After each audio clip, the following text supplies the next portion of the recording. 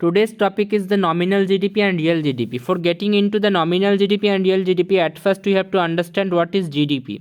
So GDP is the sum of all the products and goods and services that are produced in an economy in a financial year, including the net factor income from abroad. অর্থাৎ একটি দেশে যে সমস্ত দ্রব্য সামগ্রী এবং সেবা বিক্রয় হচ্ছে তার সমস্ত সমগ্র বছর জুড়ে যদি আমরা তার মূল্যটাকে বের করি, সমগ্র বছরের সেই দ্রব্য সামগ্রী এবং সেবার যদি আমরা মূল্য নির্ণয় করি, then that will be called GDP or gross domestic product.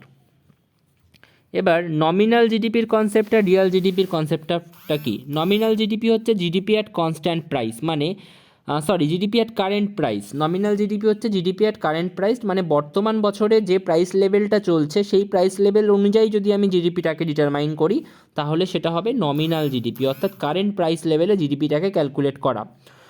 Nominal GDP কীভাবে ডিটারমাইন করে? নমিনাল জিডিপি ডিটারমাইন করে পি ইন্টু কিউ এর ফর্মুলা। এখানে পিটা কি? পিটা হচ্ছে কারেন্ট ইয়ার প্রাইস, আর কিউটা কি? জিডিপি অ্যাট কারেন্ট ইয়ার, অর্থাৎ বর্তমান বছরে কতটা জিডিপি আমরা নির্ণয় করেছি বা কতটা জিডিপি হয়েছে। রিয়াল জিডিপি কি? GDP at base year price.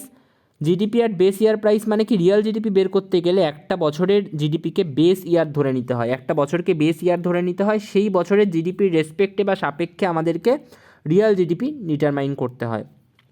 এবং রিয়াল জিডিপিকে জিডিপি অ্যাট কনস্ট্যান্ট প্রাইসও বলে। কেন বলে এক্ষুনি বুঝতে পারবে। রিয়াল জিডিপির ফর্মুলা কি? P star into Q. এখানে কিউটা তো same, GDP at current year, কিন্তু পি স্টারটা কি? পি স্টারটা হচ্ছে বেস ইয়ার প্রাইস, অর্থাৎ বেস ইয়ার, যে ইয়ারটাকে আমি বেস ইয়ার ধরে নেব সেই ইয়ারের প্রাইস। যেমন আমি 2023-এর যে রিয়াল জিডিপি বের করব, তাহলে 2023-এর রিয়াল জিডিপি যদি আমাকে বের করতে হয় তাহলে আমার কাছে দুটো অপশান আছে। একটা আমি 23-এর যে দুটো অপশান বলতে একটা মানে হয় আমি নমিনাল জিডিপি বের করতে পারি 2023-এর, নয় রিয়াল জিডিপি।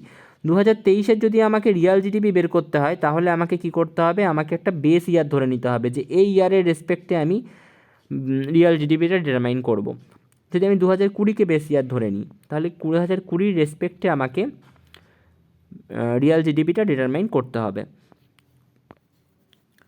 এবার আমাদের যদি এই ক্যালকুলেশনটা বুঝতে হয় যে কীভাবে ক্যালকুলেট করা হয় জিডিপি, নমিনাল জিডিপি আর রিয়াল জিডিপি কীভাবে ক্যালকুলেট করা হয়, তাহলে আমাদেরকে এখানে জিডিপি ডিফ্লেটার জিনিসটা আগে বুঝতে হবে। আগে জিডিপি ডিফ্লেটারটা বলে দিই, তারপরে আমি নমিনাল জিডিপি এবং রিয়াল জিডিপিটা বলবো, নমিনাল জিডিপি অ্যান্ড রিয়াল জিডিপির ক্যালকুলেশনটা বলবো।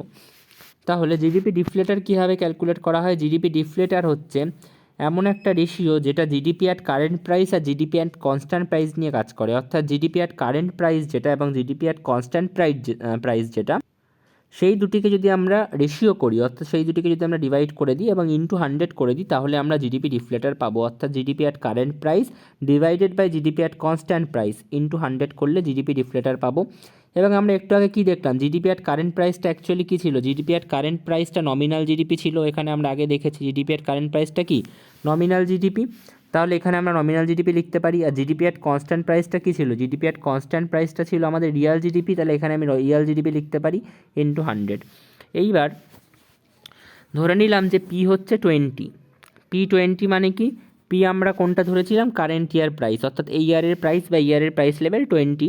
এবং পি স্টার, অর্থাৎ পি স্টার কোনটা? বেস ইয়ার প্রাইস, অর্থাৎ যে ইয়ারটাকে বেস ধরা হয়েছে সেই ইয়ারের প্রাইস লেভেল বা সেই ইয়ারের প্রাইস যেটা ধরে নিয়েছি আমরা 18।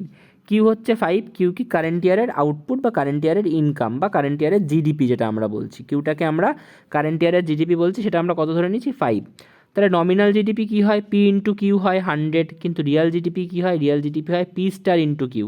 অর্থাৎ বেস ইয়ারের প্রাইসের সাথে এই যে বেস ইয়ারের প্রাইস, এই বেস ইয়ারের প্রাইসের সাথে আমাদেরকে আউটপুট অর্থাৎ 5টাকে মাল্টিপ্লাই করতে হবে। বেস ইয়ারের প্রাইস এখানে কত? 18। তাহলে 18-এর সাথে 5 মাল্টিপ্লাই মানে 90।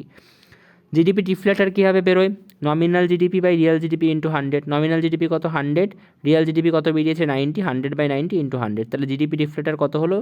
111.11%। এবার এটা অ্যাকচুয়াল জিডিপি ডিফ্লেটার যেটা, সেটা হচ্ছে 100 থেকে এটাকে মাইনাস করে দিতে হয়, তবে অ্যাকচুয়াল জিডিপি ডিফ্লেটারটা পাওয়া যায়, যেটা হচ্ছে 111 থেকে যদি তুমি 100 মাইনাস করে দাও তাহলে 11.11% পাবে, সেটা হবে অ্যাকচুয়াল জিডিপি ডিফ্লেটার।